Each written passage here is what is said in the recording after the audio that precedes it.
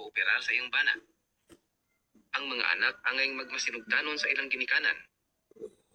Ang pulong sa Dios nagingon nga ang bana angay maghigugma sa iyang asawa sama sa iyang kaugalingon, ug ang asawa angay dunay halalong nga pagtahod sa iyang bana. Ang pakigsekso gawas sa kaminyoon mao'y sala, ang pagbatog daghang kapikas sala usab. Ang pulong ni Jehova nagtudlo kung sa unsang paagi magmalipayon ang pamilya. Magpabiling hinlo sa moral. Unang Korinto 6:18. Higugmaa, tudloi, ug panalipdi ang imong mga anak.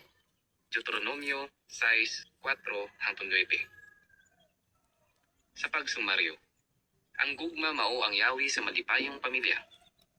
Ang Efeso 5:33 nagingon, bisan pa niana usab, kinahanglang higugmaon gayud sa matag usa ang iyang asawa sama sa iyang kaugalingon. Sa laing bahin, ang asawa angay nga dunay halawong nga pagtahod sa iyang bana. Pagmaluluton og magmatinumanon, dili manakit o maluibon.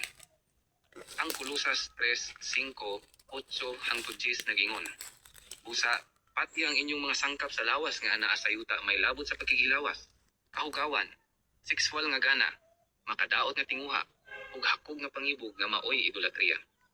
Apan karon isalikway gayud kining tanan gikan kaninyo, kapungot, kasuko, pagkadautan, mapasipalahong sinultihan, ug malaw ang kulong gikan sa inyong baba. Ayaw pag binakakay sa usag-usa.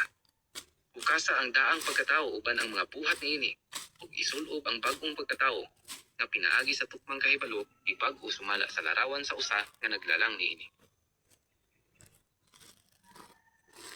Bahin 13. Unsay angay natong buhaton aron malipay ang Dios?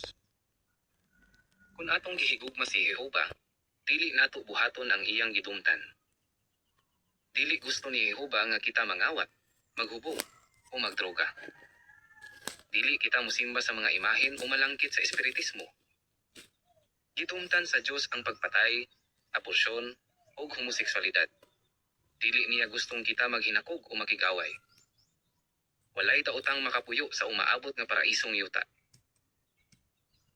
Unsay pag-isip sa Dios bahin sa mahika. Deuteronomio 18:10-12. Nganong dili kita angay musimba sa mga imahen. Isayas 44:15-20.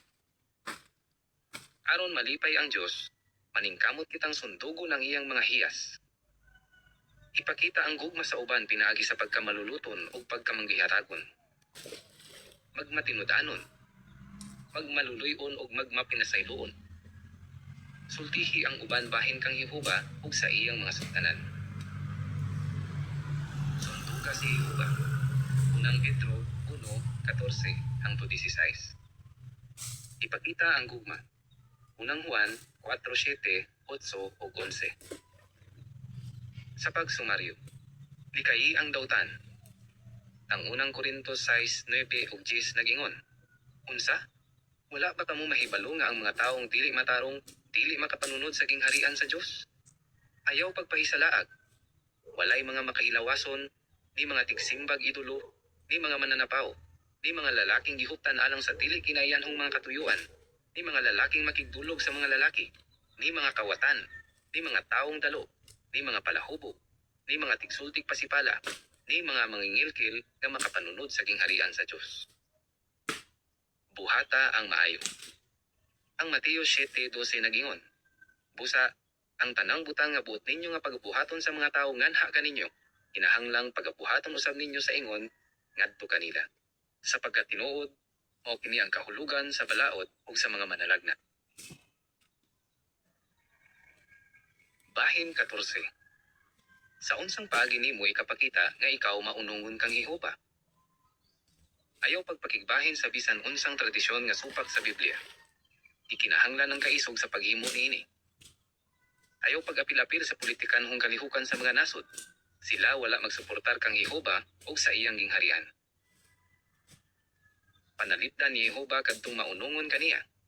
Salmo 97:10. Pakiguban sa mga saksi ni Jehova. Sila mutabang kanimo sa pagpakigsuod sa Dios. Padayon sa pagkat-on bahin sa Dios o sa pagtuman sa iyang mga sugo.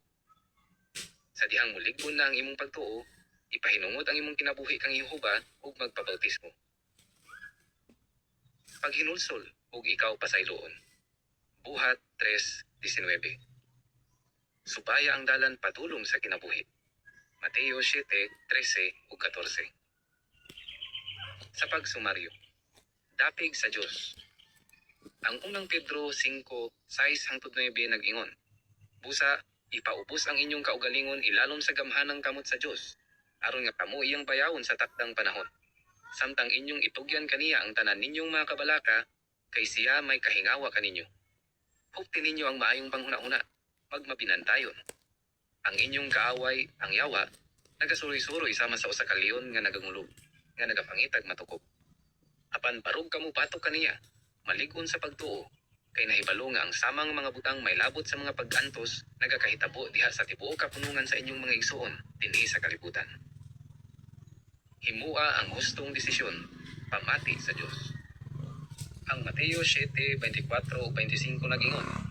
Busa ang matag busa nga magapatalingog niining akong mga pulong ug magabuhat niini mahisama sa usa ka tawong maalamon nga nagtukod sa iyang balay ibabaw sa dakong bato. Ug mibundak ang ulan, ug mibulog ang baha, ug mihuros ang hangin, ug mihapak ni anong balayo. Apan kini wala mahugno, kay kini gitukod man ibabaw sa dakong bato. Pamati sa Dios. Basaha ang Biblia. Ug hangyuwa ang mga saksi ni Jehova sa pagtabang kanimo nga masabtan kini. Ipadapat ang imong nakatunan aron mabuhi ka sa walay katapusan.